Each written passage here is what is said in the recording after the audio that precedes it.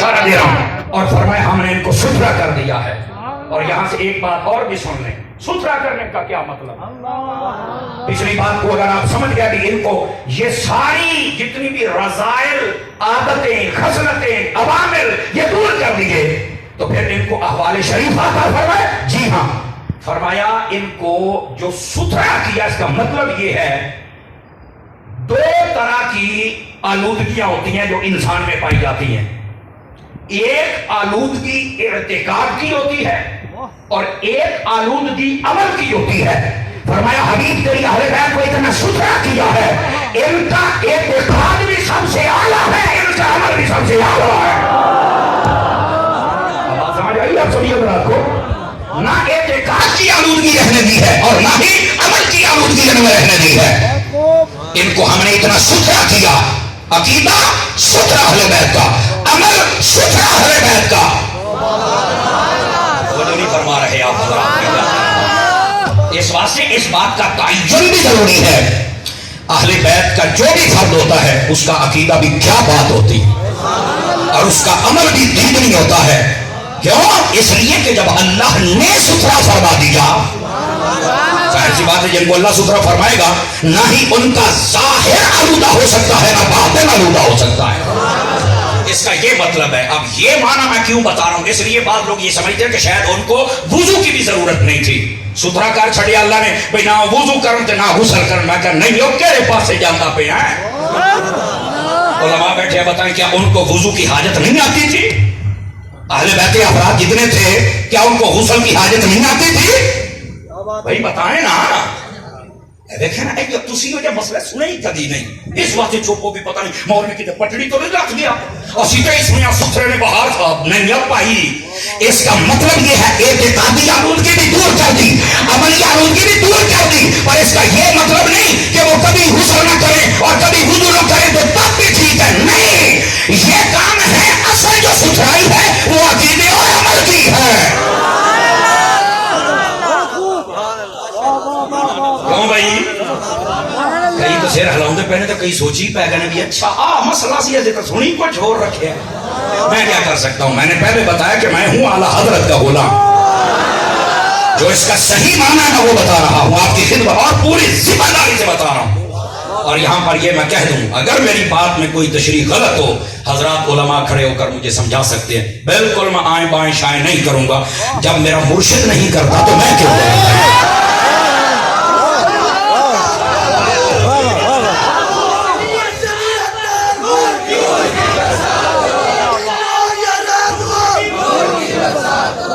जो है भी आप सभी हज़रात की कोई नहीं, मैं क्या कह रहा हूं, इसलिए मैं ये बात कह रहा हूं।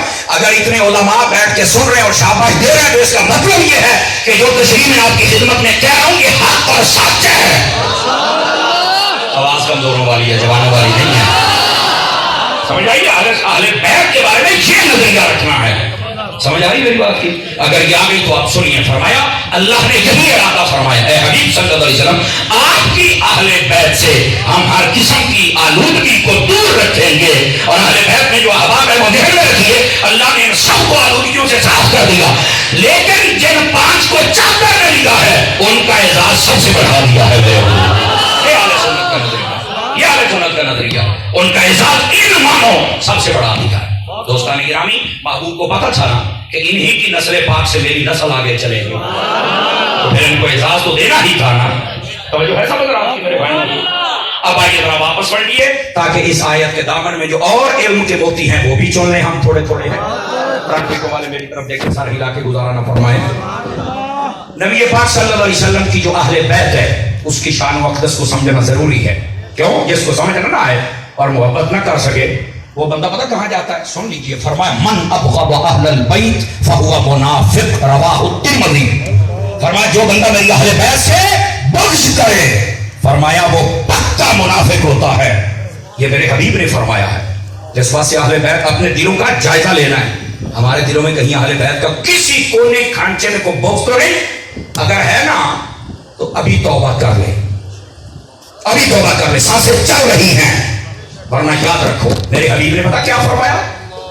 आपने फरमाया मुस्तदरक के अंदर इमाम हाकिम ने इस रिवायत को लिखा है, फरमाते लौ अन्ना रजुलन सईदा बैन रुकन वल मकाम, اگر کوئی بندہ خانے کعبے کے اندر کھڑا ہو جائے، ایک طرف مقام ابراہیم ہو اور دوسری طرف حجر اسود ہو، فرمایا وہاں پر کیا کر رہا ہو؟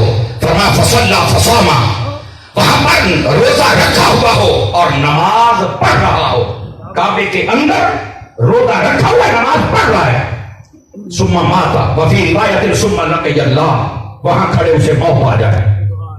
آپ مجھے بتائیں ایک بندہ کعبے میں ہو، نماز پڑھ رہا ہو، روزہ رکھا ہوا، وہیں فوت ہو جائے، اسے کہاں جانا چاہیے؟ جنت میں یا جہنم میں؟ آپ بتائیں. جنت میں جانا چاہیے. لیکن سنیے ابھی روایت مکمل نہیں ہوئی.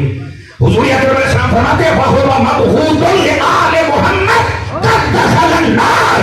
اگر اس کے دل میں میری آل کا پیار نہ ہو، یہ کعبے میں مرنے والا کبھی جنت میں نہیں جائے گا، سیدھا جہنم کے اندر چلا جائے گا. اس واسطے آل رسول کا پیار اپنے دل میں رکھو. بس اوقات یہ بھی ہو سکتا ہے اچھا یہ بھی نہیں جائے گا، میں کہا جی انہیں جنت جانا تو جنت مالکاں دے نال یاری تو لا کے رکھے نا. جنت مالکاں دے نال بغض کردا تے کہندا میں جنت وچ جانا ہے. بلے او شیرا، فرنٹ سیٹوں والے ذرا کیسے جائے گا جنت میں بھائی؟ خدا کا خوف کر. اس واسطے ان پاکوں کا پیار اپنے دل میں پالو. سمجھ آ رہی میری بات کی؟ محبوب کریم صلی اللہ علیہ وآلہ وسلم، آپ نے اس بات کو کھول دیا، لیکن لگے ہاتھ میں ایک بات اور بھی کھول دوں. توجہ ہے؟ یہاں پر اگر حقیقت دیکھی جائے نا، خانہ کعبے میں بندہ مر گیا ہے، خانہ کعبہ قیامت والے دن شفاعت کرے گا. امور آخرت رسالہ جو ہو حضرت علامہ جلال الدین سیوطی نے کہا، اس کے اندر آپ نے حدیث لکھی ہے کہ قیامت والے دن یہ خانہ کعبہ شفاعت کرے گا اور پورے میدان معاشر میں ڈھونڈ ڈھونڈ کے بندوں کو جنت میں لے کے جائے گا. تم ہی مینوں ویکھیا سی، تم ہی ویکھیا سی، تم ہی ویکھیا سی، تم ہی ویکھیا سی، تے تیرا خاتمہ ہی مانتے ہویا تے چل جنت دے وچ. حجر اسود میدان معاشر میں ٹرے گا، تم ہی ویکھیا، تم ہی ویکھیا، تم ہی ویکھیا، تم ہی ویکھیا، چل جنت دے وچ. اچھا خانہ کعبے دے سامنے بندہ مر گیا، نہ کعبہ بچائے گا، نہ حجر اسود بچائے گا، روزہ شفاعت کرے نہ روزہ بچائے گا، نہ نماز بچائے گی. کیوں؟ کہنے لگے جنت دیاں مالکاں دا پیار کوئی نہیں، کسے نے بھی بچاؤنا نہیں. جو جنت کے شہنشاہ ہیں، جو جنت کے سردار ہیں، ان کا پیار جب نہیں ہے، تجھے تیرا عمل نہیں بچائے گا، تجھے تیرا کعبہ نہیں بچائے گا، تیرا سجدہ نماز اور حجر اسود نہیں بچائے گا. اور اگلی بات بھی سن لے، اگر تیرے دل میں پیار ہے نا پاکوں کا، صحابہ اور اہل بیت کا، اور تیرا عمل کمزور بھی ہے، تو یہ تسلی لے جا. تسلی لے جا. میں یہ نہیں کہہ رہا کہ عمل چھڑ دے، نہیں نہیں نہیں نہیں، تیرے ادب پر تجھے تسلی دے رہا ہوں. قیامت والے دیہاڑے سائیاں تیری باں پھڑ کے تینوں لے ہی جانا جنت دے. مولانا اس پر دلیل دو. ایسے ہی کیسے ہوا میں تیر مار رہے ہو؟ دلیل دو. میں نے کہا سنو، جو بے ادب ہو نا، بے ادب پاکوں کا، وہ جنت میں بھی ہو تو رب باہر نکال دیتا ہے. میں تھوڑا سا روک گیا ہوں تاکہ آپ خود ہی پہنچ جائیں. یہ جو ابلیس تھا، اس کا نام عزازیل ہے، چپے چپے پر اس نے سجدہ کیا ہے، بلکہ 6 کروڑ سال کے لفظ آئے ہیں. اتنی عبادت جنت میں حضرت آدم علیہ السلام کو تعظیمی سجدہ نہ کر سکا، تعظیم نہ کر سکا. اللہ رب العزت نے اس کا عمل تو نہیں دیکھا، فرمان نکل جا، اور لعنتی کر کے نکالا، جنت سے باہر نکال دیا. ٹھیک ہے، عمل تو بہت تھا، تو تے اپنی مسیحاں کرنا ہے، وہ تو جنت چ کردا سی. مٹھے بولو، مٹھے بولو. سمجھ آ رہی ہے؟ یا بات عمل کی نہیں، بات آدم کی بھی ہے. آدم نہ کر سکا، جنت میں پا نکال دیا گیا. اور آج جو بے ادبیاں کرتے ہیں نا نبیوں کی، صحابہ کی، اہل بیت کی، اولیاء کی، ایک نسخہ ہے، لے جاؤ اللہ کر کے سمجھ آ جائے کسی ایک کو بھی. میں کہ جڑا بے ادب سی نا وہ جنت دے ویسی تو سائیاں باہر کر دیتا ہے. پتر تو تے پہلو ہی باہر ہے، تو کنے جائے گا؟ تو اس واسطے خدا کا خوف کرو، ذرا ادب والے راستے پر آؤ. اور اگلی بات بھی سننا، جڑا آنے والے ہوں تہاڈا پتہ لگے گا نا کنا کے جاگ دے بیٹھے ہو. اور جب کوئی ادب کر لے، میں نے کیا کہا، جب کوئی اس کی پھر ذات بھی نہیں پوچھی جاتی، جنت کا اعلان کر دیا جاتا. مولانا کیا کہنا چاہتے ہو؟ میں نے کہا اٹھا 15 پارہ سورۃ الکہف، وہاں سارے کہف کے پیچھے چلنے والا کتا امام قرطبی کو پڑھ کیا لکھا ہے؟ ہاتھ نیچے نہیں رکھنے، ہاتھ نیچے نہیں رکھنے. وہ کتا جنت میں جائے گا. میں نے کہا کیوں عمل نہیں ہے؟ کہتے ہیں جناب ادب تو ہے. میں نے کہا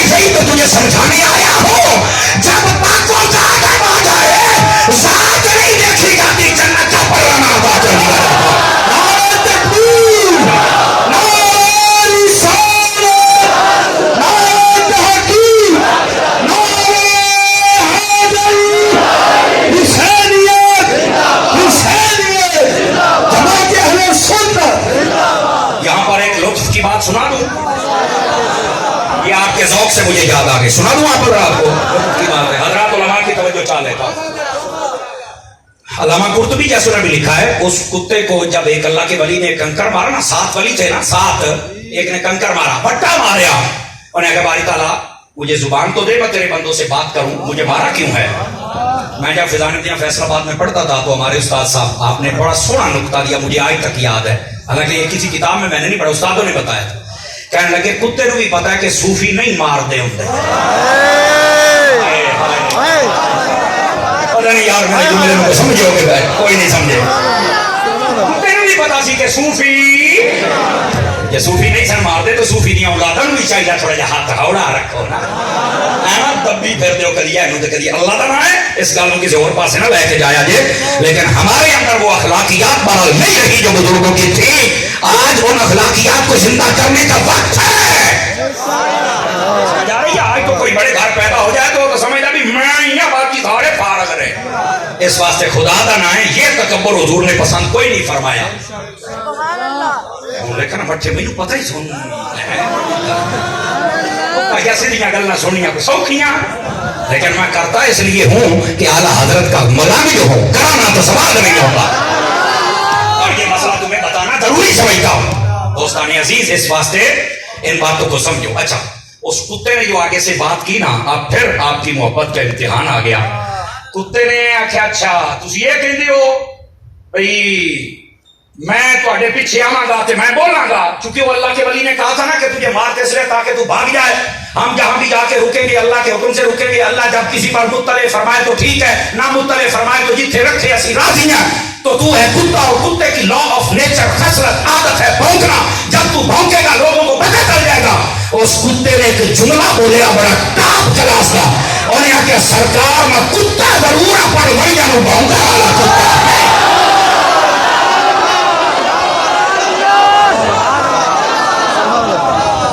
جو ہے وہ جو کتا ہو کے بڑی جنہوں نہیں بھونکتا تو پھر بندے نے بھی چاہیے سوچے تو صحیح نا۔ لیکن جب مفتی کورس کیا جائے تو کہتے ہیں نا استاد صاحب حضرات علماء بیٹھے ہیں، کہتے ہیں صورت مسئلہ بدل لی جائے، ایک مسئلے کی کئی صورتیں ہوتی ہیں نا، اب صورت مسئلہ میں بدلنے لگا ہوں، اور یہ صورت مسئلہ انتہائی خاص ہے، اس کو سمجھیے۔ وہ تھے کون؟ اصحاب کہف، کون تھے؟ اور پیچھے جانے والا کون تھا؟ کتا، سمجھ آئی؟ لیکن وہ عدد کر بیٹھا ان کا، اصحاب کہف کو کتا بھونکا نہیں، بن گیا جنتی۔ یہاں پر پیغام محبت لے جاؤ اس جماعت اہل سنت کے پلیٹ فارم سے۔ اہل سنت کے یہ نظریہ ہے خبردار، کوئی مصطفیٰ کی توہین نہ کرے، کوئی صحابہ کی توہین نہ کرے، کوئی اہل بیت کی توہین نہ کرے، کوئی اولیاء کی توہین نہ کرے، اور یہاں سے یہ نقطہ بھی لے جاؤ، اور وہ کتا ہو کے اصحاب کہف کو نہیں بھونکتا، یہاں بندہ ہو کے جو بھونکتا ہے۔ نعرہ تکبیر، نعرہ رسالت، نعرہ تحقیق، نعرہ حیدری، نعرہ غوثیہ، جماعت اہل سنت۔ نہ اصحاب کو کوئی بات کرے نہ آل کو کوئی بات کرے، ہمارا ایسے کسی بندے سے تعلق نہیں ہے جو نفرتیں پھیلائے، جو ہمارے ملک کے امن کو تباہ کرے۔ اور میں گزارش کروں گا اپنے ملک کے اعلیٰ اداروں سے، ایسوں کو پکڑ کے قرار کی سزا دی جائے، ایسے کمینوں کی گنجائش نہیں ہے میرے ملک کے اندر جو باتوں کو بھونکتے ہیں اور لوگوں کے جذبات سے کھیلتے ہیں۔ ہمارے ایک آنکھ صحابہ ہے، دوسری اہل بیت ہے۔ بتاؤ بھائی جماعت اہل سنت کے سڑے جہاد کھڑے کر کے پیغام بھول گئے؟ بالکل ہم مذمت کرتے ہیں جتنے یہ توہین کرنے والے لوگ ہیں، بلکہ کبھی ہاتھ سے چڑھ گئے تو مرمت بھی کریں گے۔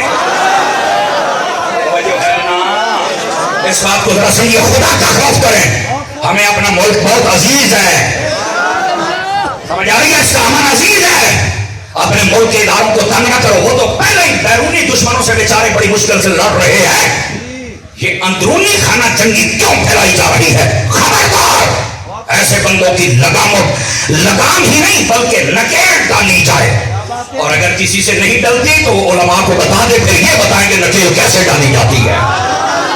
جاری میری بات کی، لیکن ابھی تک ہمارے ادارے 5 نہیں ہوئے، اگر ان میں کچھ شکت ہے تو بالکل جتنے فتنہ پرور لوگ ہیں پکڑ کے سزا دی جائے. کوئی ہم برداشت نہیں کر سکتے، نہ نبی کی آل کی گستاخی، نہ نبی کے اصحاب کی گستاخی، نہ اولیاء کاملین کی گستاخی. سمجھ آ رہی ہے میری بات کی؟ اگر آ گئی ہے تو ذرا آگے چلیے. محبوب کریم صلی اللہ علیہ وسلم نے ارشاد فرمایا انی تارکن فیکم الثقلین وفی روایت انی ترکت فیکم الثقلین. یہ جو حدیث ہے مختلف الالفاظ والطرق، یہ حدیث ہے مختلف الفاظ ہیں مختلف اسناد کے ساتھ یہ حدیث وارد ہوئی ہے. حضور نے فرمایا میں دو بھاری چیزیں تمہارے درمیان چھوڑ کے جا رہا ہوں. کتنی چیزیں؟ اونچی بولو، سارے اونچی بولو فرانچی کاڑے. دو چیزیں، اور ہیں کیا؟ بھاری چیزیں. پھر فرمایا لو ان تمسکتم لن تضلوا، فرمایا اگر تم نے ان دونوں کو تھام لیا مضبوطی کے ساتھ تو تم کبھی گمراہ ہو سکتے کیا ہیں؟ فرمایا کتاب اللہ و اہل بیت عترتی. دیانتاً بتا دوں ایک روایت میں کتاب اللہ و سنتی کے لفظ بھی ہے. فرمایا ایک کتاب اور ایک میری اہل بیت، اور ایک روایت میں آپ کی سنت. فرمایا کہ یہ وہ چیزیں ہیں جو میں چھوڑ کے جا رہا ہوں، اگر تم نے مضبوطی سے تھام لیا تو کبھی گمراہ ہو سکتے. آواز کمزور ہے پہلوان جی، پکڑے ہو ذرا. کبھی گمراہ ہو سکتے کیا کیا؟ ایک اہل بیت اور دوسرا رب کا. اب یہ اہل بیت اور قرآن کو اکٹھا کیوں رکھا؟ یہاں کسی سے نبض پڑک سکتی ہے نا کسی کی. قرآن اور اہل بیت صحابہ کا تو ذکر ہی نہیں. میں کہا چپ پڑے، شاعری نے حدیث کو پڑھ کے دیکھ. نبی پاک نے یہ جو بات بیان کی ہے یہ قیامت تک کے لیے حق کا معیار دیا ہے. قیامت تک کے لیے حق والا وہ ہوگا جس کے پاس قرآن بھی ہو اہل بیت بھی ہو. تو کیا صحابہ کا ذکر نہیں؟ میں نے کہا میرے نبی جانتے تھے سلسلہ صحابیت اس وقت ختم ہو جائے گا جب میں بظاہر پیدا کر جاؤں گا، کیونکہ صحابی نہ پیسے سے بنتا ہے، نہ عہدے سے بنتا ہے، نہ کسی بڑے گھر میں پیدا ہونے سے بنتا ہے. یہ تو میری نکاح و صحبہ سے بنتا ہے نا. تو جب میں چلا جاؤں گا تو یہ سلسلہ بھی ختم ہو جائے گا، باقی بچ جائے گی اہل بیت اور قرآن. قیامت تک کے لیے حق کا معیار وہ ہوگا جس کے پاس دو چیزیں ہوں گی، قرآن بھی ہوگا اہل بیت بھی ہوگی. اہل سنت کے غیور عاشقان مصطفیٰ سنو، کائنات میں ایسے لوگ ہیں جن کے پاس اہل بیت ہے لیکن قرآن نظر نہیں آتا ہے. کئیوں کے پاس قرآن ہے، مصر سے کاری بلا لیتے ہیں لیکن حسین کی محفل نہیں کرتے ہیں. ایک سنی ہے جس کے ایک ہاتھ میں قرآن کا دامن ہے، دوسرے میں حسین کا دامن ہے.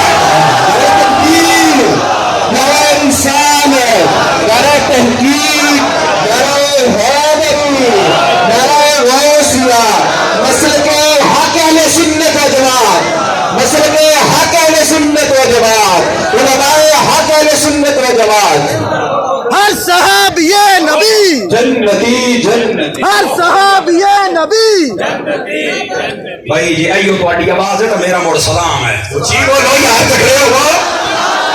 ہر صاحب یہ نبی، ہر صاحب یہ نبی. اور یہ نعرہ لگایا کریں. یہ نعرہ حضرت عطار نے یہ نعرہ ایسے نہیں دیا. یعنی یہ نا یہ نعرہ یہی تو ہے جو مچھر بھی مارتا ہے، کھچمل بھی مارتا ہے، لال پیگ بھی مارتا ہے. ہر صاحب یہ نبی، صدیق عمر عثمان علی، ابو سفیان اور معاویہ بھی، ہر صاحب یہ نبی. توجہ فرمائیں، تشریف رکھیں ذرا، میں اگلی بات سناؤں آپ کو. سمجھ آئیے بات؟ کتنی چیزیں عطا فرمائیں؟ بٹھے بولو. قرآن اور اہل بیت کہتا صحابی نہیں ہے. میں کہا ہوں سمجھ آئیے کیوں نہیں ہے؟ اگر صحابی نہیں ہے باقی تو بھی تو نہیں نہ لابدیاں پڑیاں، وہ بھی تو اہل سنت ہی کے پاس ہے نا. قرآن بھی ہے اور اہل بیت بھی ہے. ہم چوک میں کھڑے ہو کر قرآن بھی سناتے ہیں اور ساری رات شان حسین بھی سناتے ہیں. جس میں ضرورت ہو میدان میں آ جائے.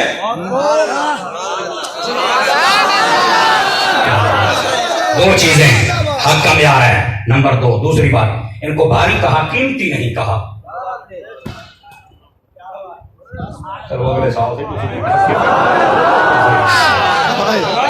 معیار سماعت تو بلند کرو نا جا رہا اپنا.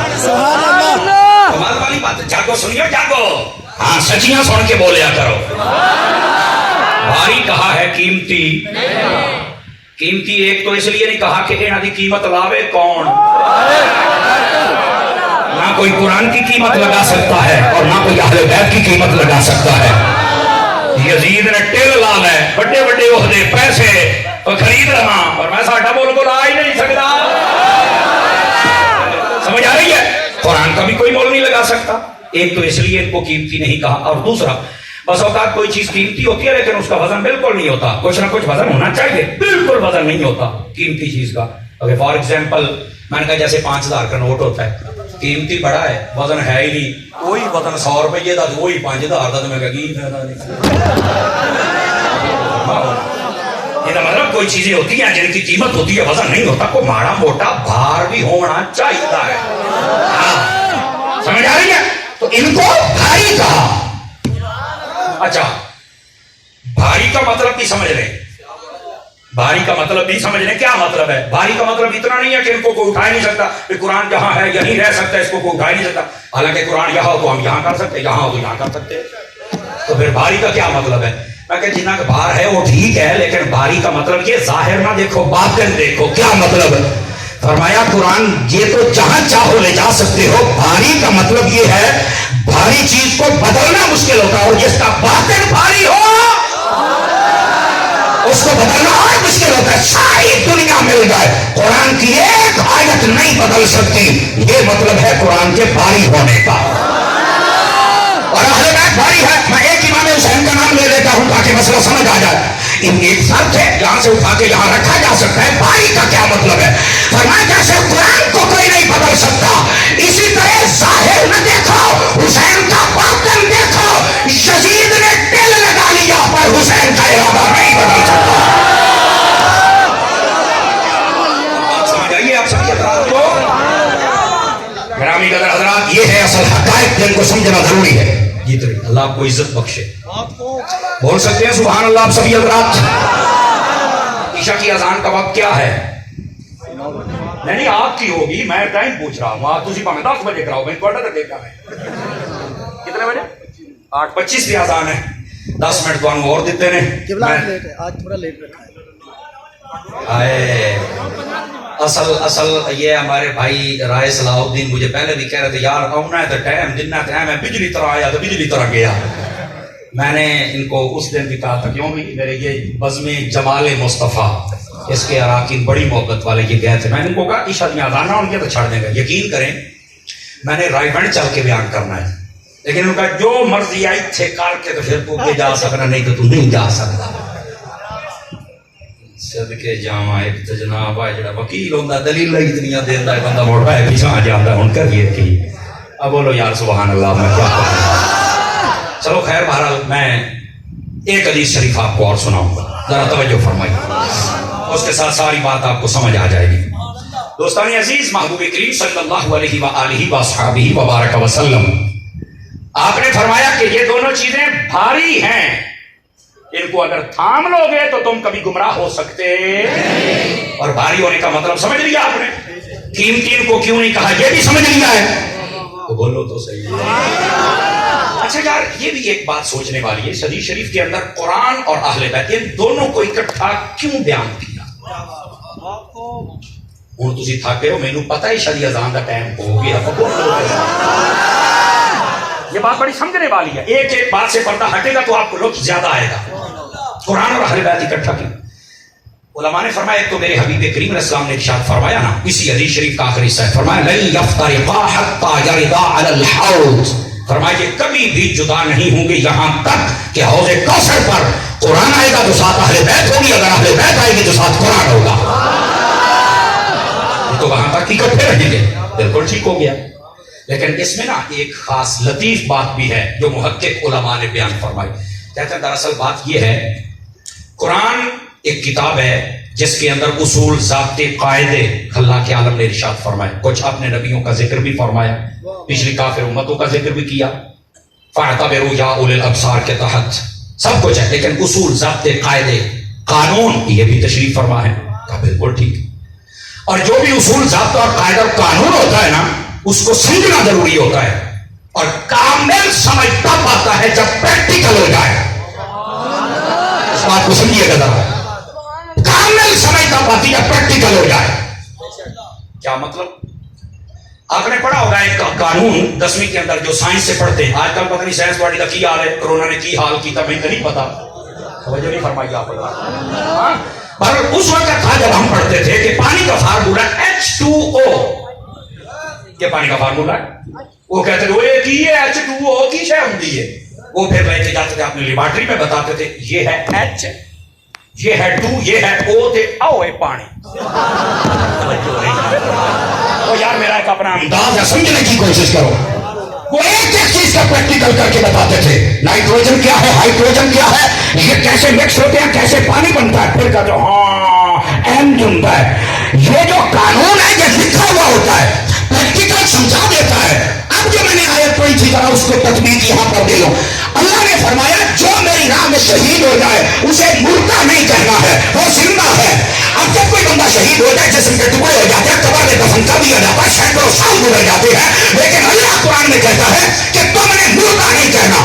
اب انسان کہتا ہے اللہ یہ قانون ہے, یہ ضابطہ ہے, یہ تو نے بیان کر دیا ہے, لیکن کوئی پریکٹیکل بھی تو ہو. فرمایا کربلا میں چلے جانا, جب بھائی کربلا میں ہوگا, سر میزے پہ ہوگا, جب حسین بولے گا تمہیں پتا چل جائے گا شہید ایسے زندہ ہوتا ہے.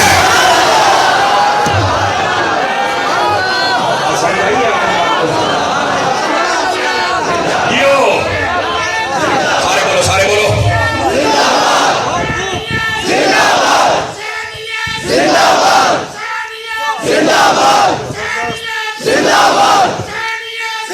جیو میرا پاپا اللہ سلامت رکھے, اور جیو پاپا اللہ سلامت. ایک پاپے واسطے نعرہ حسینیہ.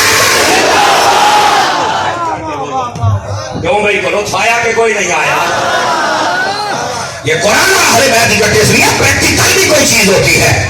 یہ ضابطہ تو ہے لیکن سمجھنے کے لیے کیا ہے. فرمایا کہ جب نہ سمجھ آ رہی ہو تو پھر کربلا کے بادشاہوں کو دیکھ لینا, یہ تمہیں سمجھائیں گے کہ شہید کیسے زندہ ہوتا ہے. اجے بھی کہے گا نہیں مجھے نہیں پتا, میں نے ایسے مکرو چہروں کو دیکھا ہوا ہے, سنا ہوا ہے. وہ کہتے ہیں نہیں ہم نہیں مانتے. میں کہتا ہوں نہ ماننا. واہ بھائی واہ. وہ تو تک کھوے کیا کوئی نہیں منتا پہ شیطان یا کھوے کیا نہیں سی منیا. ہر کوئی اپنے نانکیاں سے ہی جانتا ہے.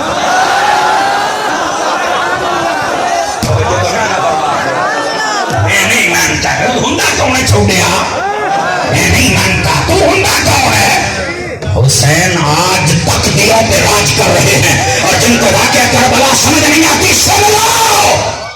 انہوں نے پانی بند کر دیا. کہا بالکل کر دیا. میں نے کہا کیوں کیا؟ کہتا ہے اس لیے کہ پانی پیتے رہیں گے اور ہم جیتے رہیں گے.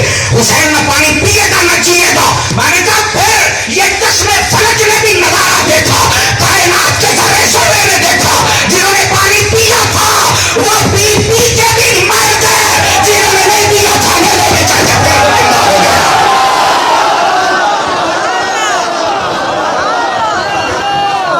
اور کئی بندے چوک بیٹھے ہو شاید اس واسطے بھی اتاری بھی آج تقریر کر لیں گے.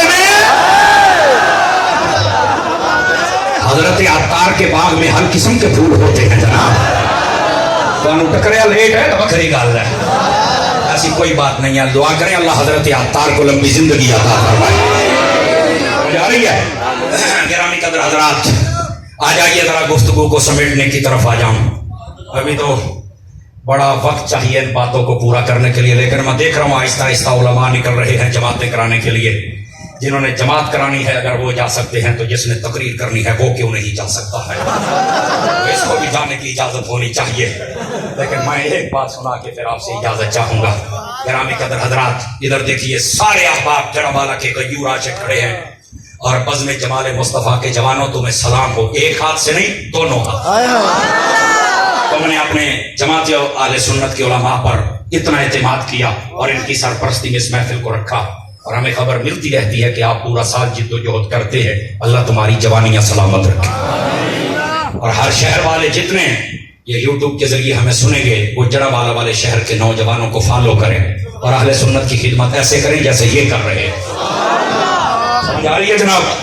اللہ تعالیٰ ان سب کو عزت و وقار والی لمبی زندگی عطا فرمائے, اور ان جوانوں کی بھی خیر رکھے, علماء کی بھی خیر رکھے. جتنے بھی صحیح العقائد, صحیح الاعمال, صحیح الافعال مشائخ ہیں اللہ ان کی بھی خیر رکھے. یہ حدود و قیود اس دور میں ضروری ہیں. پہلے ہوں سی بس منڈا منڈا سارے نا ہوں تو چھاننا لا کے دیکھنا پائے گا کیڑا بندہ فٹ ہے تو کیڑا نہیں. تھرمامیٹر اعلیٰ حضرت والا کو اعلیٰ حضرت کے نام سے بھی اٹیک ہوتا ہے نا. اعلیٰ حضرت کیوں کہتے ہو؟ میں کہ اوے ادنا حضرت تمہیں اعلیٰ حضرت نہیں سمجھ آ سکتے. اس واسطے جتنا تیرا حد ہے جتنا تیرا قد ہے اتنی بات کر آگے نہ بڑھ. اعلیٰ حضرت نے ہمیں ایسا عشق دیا ہے ہم نہ صحابہ کے قدم چھوڑ سکتے ہیں نہ اہل بیت کے قدم چھوڑ سکتے ہیں. آ جاؤ ذرا بات سمیٹنے کی طرف آؤ. دوستان عزیز جتنے بیٹھے ہو امام علی مقام نے میدان کربلا میں یہ ساری قربانی دی کیوں تھی پتہ ہے ہمیں اس بات کا؟ اس لیے کہ یزید چاہتا تھا کہ دین کے اصل نشانات مٹ جائیں اپنی خواہشات نفس کے مطابق بندے زندگیاں گزاریں. وہ کہتا تو اپنے آپ کو اسلامی خلیفہ تھا لیکن شرابی کبابی فاسق فاجر بے ادب صحابہ کا اہل بیت کا مکے کا مدینے کا علماء کا سادات کا بے ادب تھا. علماء بیٹھے بندریاں میں چاہتا تھا جانوروں کے ناچ دیکھتا تھا. اس کے پاس بازاری عورتیں بیٹھتی تھیں وہ چاہتا تھا کہ ایسا آزاد خیال بندہ ہونا چاہیے. امام حسین نے فرمایا چپ اگر اسلامی خلیفہ بننے کی خواہش ہے تو تعلیمات ان پر عمل کرنا پڑے گا جو میرے نانا جان نے دی ہے جس پر خلفائے راشدین تھے اور ان پر چل جن پر تیرا باپ حضرت امیر معاویہ بھی تھے. سمجھ آ رہی ہے؟ یہاں سے یہ بھی بات بتا دوں کسی کے دل میں یہ بات نہ ہے کہ حضرت امیر معاویہ کا بھی کوئی قصور ہے. چپ صحابہ کرام پر انگلی نہ اٹھانا مارے جاؤ گے. اور یہاں یہ بات بھی آپ کو بتا دوں حضرت امیر معاویہ ابو سفیان کے بارے میں کئیوں کے پیٹ میں مروڑ ہوتا ہے درد ہوتا ہے. علماء امت پہ صدقے جاؤں احمد نہیں نہ آکھیا جو انہاں دا جڑا مخالف ہے جہنم دا کتا ہے احمد نہیں آکھیا وہ گل ہے. لیکن یہاں نکتہ سن لو نکتہ. حضرت حر رضی اللہ عنہ میدان کربلا میں 2 محرم کو راستہ آپ نے روکا. جو ہے نا آپ بدلا راستہ روکا نا آپ نے بھائی کہ او پتر او میں نہ کدھر ایڈر تھلے آدھی چوٹ کے ٹوٹتے ہیں تمہارا نہیں. اور مینو آدھے اور سنا دے آپ بھجے جاندے رہ جاؤ سارے اپنی اپنی جگہ پہ گل سنو. کمال ہو گئی ہے میں اگے گڈی میں 150 دن سونی ہے تمہیں کوئی فرق نہیں پینا. گل سنو ہوں واہ بھائی واہ ایتے ساڈے تیور بدل جاندے نے. چوک کے بولو ذرا سبحان اللہ. ایسے ہی بنا لیندے ہو یار تھوڑا جہا حوصلہ کرو جناب. ادھر دیکھو میرے آپ واہ اور دوستان گرامی حضرت حر نے راستہ روکا تھا. 7 محرم کو پانی بند ہو گیا 10 محرم کو جنگ شروع ہو گئی اور کانپنے لگا. لوگوں نے کہا کیا ہوا؟ کہتا یار میری وجہ سے یہ سب کچھ ہوا میں نے راستہ روکا تھا اب یہ کیا بن گیا. اس نے کہا کیا کرے گا؟ اس نے گھوڑا بھگا امام حسین کے قدموں میں آ گیا. کہتا ہے حضرت یہ سب کچھ میری وجہ سے ہوا ہے یہ سارا ماحول میری وجہ سے بنا مہربانی مجھے معافی مل سکتی ہے. فرمایا تو جس کے پاس آیا ہے وہ تو رحمت للعالمین کا نواسا ہے. جہاں میں نے تجھے بخش دیا ہے اور جہاں تجھے جنت کی بشارت بھی دے دی ہے اور یہاں پر لوگ تڑپ تڑپ کے بیان کرتے ہیں. بس اوقات لگتا سٹیج نہیں ہے کوئی لکیرانی سرکت ہے جس پر وہ ناچ رہا ہے. میں نے کہا سن اگر وہ یزیدی لشکر چھوڑ کر اور حسین کے پاس آ جائے اگر وہ جنتی ہو سکتا ہے بتا جس نے کفر چھوڑ کر حضرت ابو سفیان نے مصطفیٰ کے قدموں کو پسند کیا وہ جنتی کیسے نہیں ہو سکتا.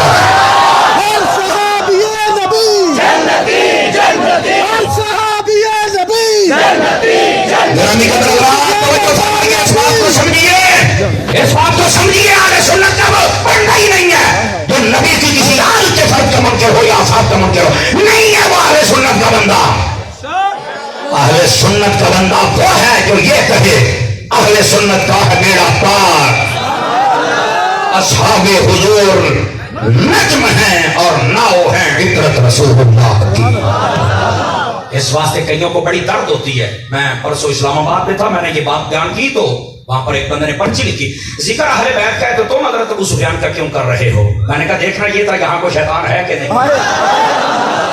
میں نے اصل یہ دیکھنا تھا خدا کا خوف کرو اپنے سینے اتنے تنگ نہ کرو جن کے تنگ ہیں ورنہ مارے جاؤ گے. رہ گئی بات امام علی مقام کی. سن لیجیے امام علی مقام نے جو پیغام دیا ہے کربلا میں آپ نے کہا نماز نہ چھوٹے روزہ نہ چھوٹے صبر کا دامن نہ چھوٹے میری عورتیں جتنی ہیں بے پردہ نہ ہوں. سمجھ آ رہی بد امنی نہ ہو. اور یزید کا کردار تو میں بتا چکا فاسق فاجر شرابی کبابی سب کوئی تھا. ادھر آئیے بھائی، فائنل بات، لاسٹ بات. اگر کوئی بندہ سارا سال کام یزید والے کرے، شرابی کبابی فاسق فاجر ہیں، بازاری عورتوں کے پاس جائے، گانے گوائے، ان کو شادیاں پہ سدے، ان پہ پیسے پھینکے، سب کچھ کرے، اور 10 محرم کو دے کے حسین کی پکائے، کیا کر؟ اس واسطے اپنے آپ کو سنبھالو بھائی. امام علی مقام کے سچے خادم اور نوکر بنو. حسینی بندے کا دور سے پتہ چل جاتا ہے کہ یہ حسینی آ رہا. اللہ تعالیٰ ہم سب کا حامی و ناصر ہو. مدنی چینل دیکھتے رہیے، انشاءاللہ پھر کبھی ملاقات ہوگی. باقی دعوانا الحمدللہ. بھائی سارے دوست بیٹھ جاؤ، خبردار کہ بندہ آ گیا. سارے دوست پیچھے تشریف رکھو یار. مسجد